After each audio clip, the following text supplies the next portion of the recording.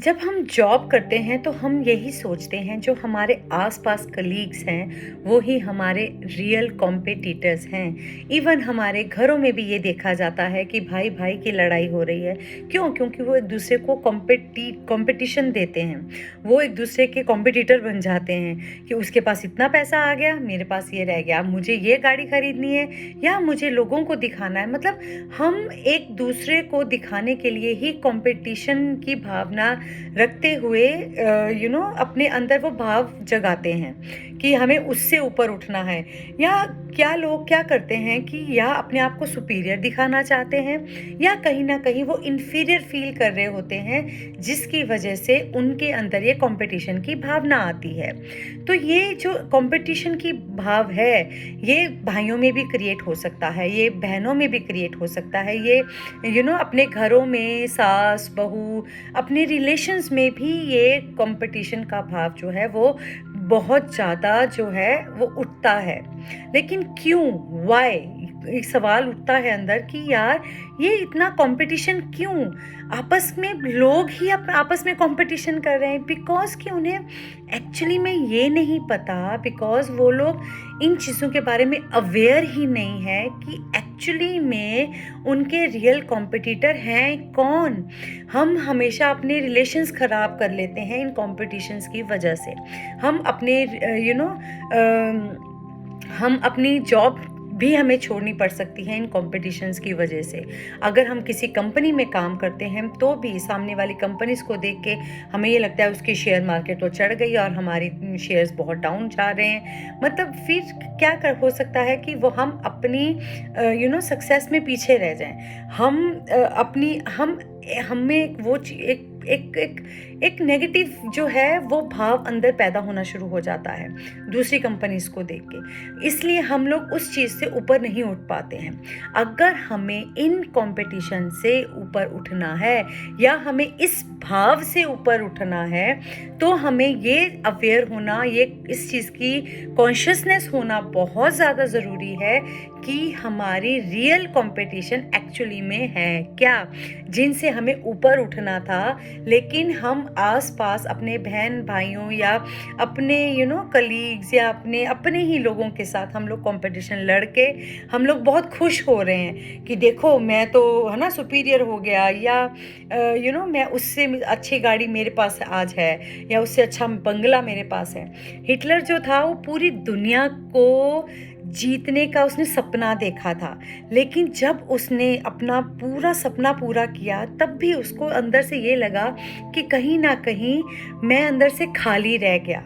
वो पूरी दुनिया जीता, उसने पूरी दुनिया जीतने की क्षमता रखी अपने, इतना उसमें करेज था, इतना उसमें कॉन्फिडेंस था। लेकिन उसे ये नहीं पता था कि अपने लोगों से मुझे जीतना नहीं था, मुझे सिर्फ अपने अंदर के जो एक्चुअली में जो रियल कॉम्पिटिटर्स थे मुझे उनसे जीतना था। लेकिन वो दुनिया को जीत के बहुत खुश हो रहा था और राजा फील कर रहा था अपने आप को। लेकिन जाते हुए भी उसने उसको यही उसने इस दुनिया को एक मैसेज देना चाहा कि देखो मैं पूरी दुनिया को जीतने का करेज और कॉन्फिडेंस रखता हूँ या रखता था, लेकिन तब भी मेरे हाथ खाली हैं, है ना। एक कंटेंटमेंट, एक लोनलीनेस, एक कहीं ना कहीं वो खालीपन अंदर था। क्योंकि हम लोगों को पता ही नहीं एक्चुअली में as a spiritual being, as a human being कि एक्चुअली हमारे कॉम्पिटिटर्स हैं कौन। हमारे एक्सक्यूजेस हमारे रियल कॉम्पिटिटर है, हमारे जो प्रोकास्टिनेशन हम करते हैं वो हमारे रियल कॉम्पिटिटर हैं, या हमारी ईगो। हम अपनी ईगो को इतना बड़ा कर देते हैं कि इतने खूबसूरत और प्यारे रिश्तों को भी हम भूल जाते हैं या उन्हें छोड़ देते हैं।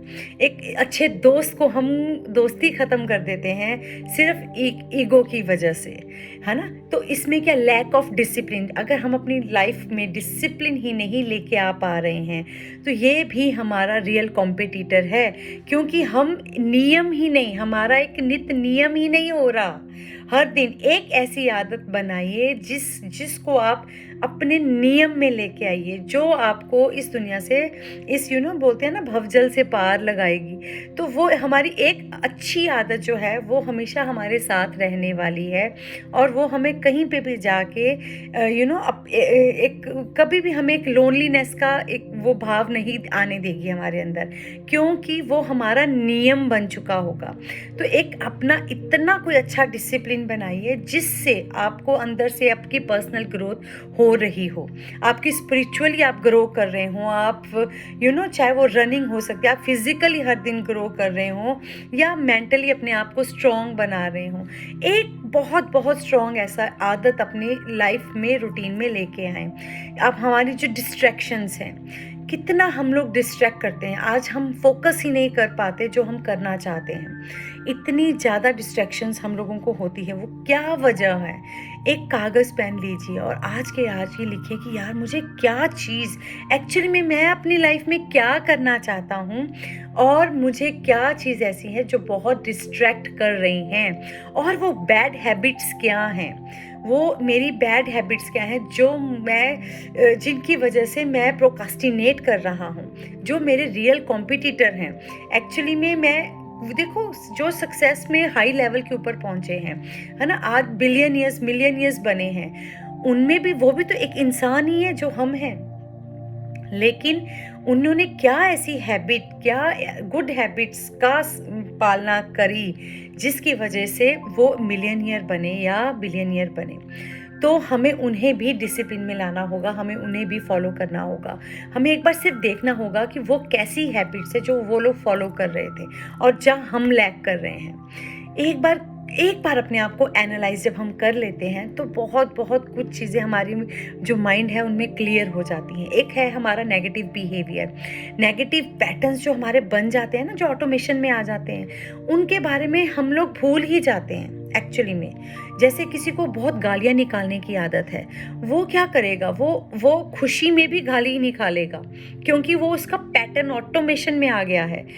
तो हमें ये देखना कि ये कोई भी नेगेटिव पैटर्न या नेगेटिव बिहेवियर जो हमारा ऑटोमेशन में आ चुका है, उसे रिप्लेस करना, उसे देखना। अगर हमें कोई अपनी गुड हैबिट, बैड हैबिट को गुड हैबिट में चेंज करना हो तो हम 21 डेज़ में कर लेते हैं। लेकिन जब कोई चीज़ ऑटोमेशन में आ जाती है और हमारे बिहेवियर बन जाती है तो हमें उसे 90 डेज़ तक रेगुलर फॉलो करना पड़ता है।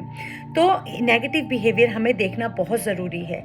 क्या वो नेगेटिव पैटर्न है, क्या वो नेगेटिव बिहेवियर है जो मेरी लाइफ को स्पॉइल कर रहा है, जो मेरी लाइफ में हार्मनी नहीं आने दे रहा है, जो मेरी हेल्थ को अच्छा नहीं करने दे रहा है, या जो मेरी करियर को जो जहाँ मैं चाहती हूँ, मुझे उस मेरे ड्रीम को मतलब पूरा करने में ही मेरी रोक रहा है, मुझे पीछे खींच रहा है। वो क्या चीज़, क्या मेरा नेगेटिव ऐसा बिहेवियर है? एक बार कॉपी पेन लेके जर्नलाइज करें इन चीज़ों को और देखें कि आपको खुद पता लगेगा कि हम कहाँ लैग कर रहे हैं। एक्चुअली में जो हमारे रियल कॉम्पिटिटर हैं, तो हम इनसे ऊपर उठ पा रहे हैं या नहीं, या ये हमें होल्ड किए हुए हैं नीचे, ताकि हम एक सक्सेस लेवल अचीव नहीं कर पा रहे हैं, जिनकी वजह से, या हमारा सेल्फ डाउट, या हम अपने आप पे विश्वास नहीं करते हैं, या हम सोचते हैं कि यार मेरे से तो ये काम होगा ही नहीं, हम पहले ही ये सोच लेते हैं, या मेरे कुछ नेगेटिव बिलीव्स, जो मेरे सेल्फ डाउट या मेरे कुछ नेगेटिव बिलीव्स ऐसे हैं जिनकी वजह से, जो मुझे पीछे रोक के रखे हुए हैं, जो मुझे आगे बढ़ने नहीं दे रहे हैं। तो एक बार इन सब चीज़ों को एक पॉइंट लिख के उन्हें जर्नलाइज करें और देखें कि अपने आप को कि हम सच में हम लोग कहाँ हैं।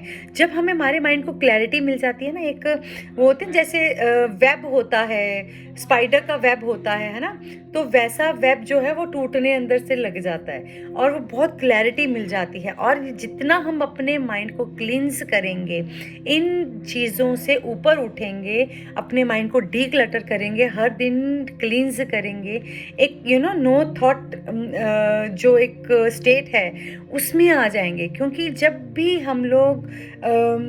हम ब्रीथ करते हैं या मेडिटेट करते हैं, या हम इन चीज़ों के ऊपर ऑब्ज़र्व करने शुरू कर देते हैं, जब हम ऑब्ज़र्वर बन जाते हैं, तो हम लोग क्या है, हमारी ये स्टेट हम दिन में कम से कम 2 या 3 बार तो अचीव करते ही हैं। क्योंकि हमें ये समझ में आ जाती है, यार इतना कुछ मैं जो सारा दिन में जो मैं 52 या 72,000 थॉट्स ले रहा हूँ, वो ये सारा दिन वो सारे काम के थोड़े ना भी होते हैं। हो सकता है उनमें कुछ ऐसे थॉट्स हों जो बिल्कुल बेकार मेरे माइंड में आ रहे हैं। तो उन्हें एक बार जब भी हम जर्नलाइज़ कर लेंगे इन चीज़ों को, तो हम देखेंगे कि हम सारा दिन में कम से कम नो थॉट स्टेट जो है वो अचीव कर पा रहे हैं। तो ये बहुत ज़रूरी है हमें रियल कॉम्पिटिटर्स को जानना और इनसे ऊपर उठना भी, ताकि हम अपनी एक खूबसूरत ज़िंदगी को जी सकें और अपनी एक ड्रीम, अपने जो ड्रीम्स हमने देखे हैं या उसको अचीव कर पाएँ। हर कोई चाहता है कि उसे लाइफ में हैप्पीनेस मिले, या हर कोई चाहता है वो अपनी लाइफ में ब्लिस और पीस क्रिएट कर सके। तो अगर हम अपने रियल कॉम्पिटिटर्स से जब हम ऊपर उठ जाते हैं, या उनसे इनकी हमें समझ में आ जाती है कि हमें अपनी समझ में आ जाती है, एक्चुअली में अपने बारे जान जाते हैं कि एक्चुअली में मैं कहाँ खड़ा हूँ, या मुझे कहाँ और इम्प्रूव करना है, मेरी स्ट्रेंथ क्या है, मेरी वीकनेसेस क्या हैं, तो हम अपने आप को जो अपने ट्रू सेल्फ के साथ बहुत जल्दी कनेक्ट कर पाते हैं और अपनी लाइफ को बहुत बहुत खूबसूरत बना पाते हैं। सो अगर आपको मेरा वीडियो पसंद आया हो तो please share and like my video.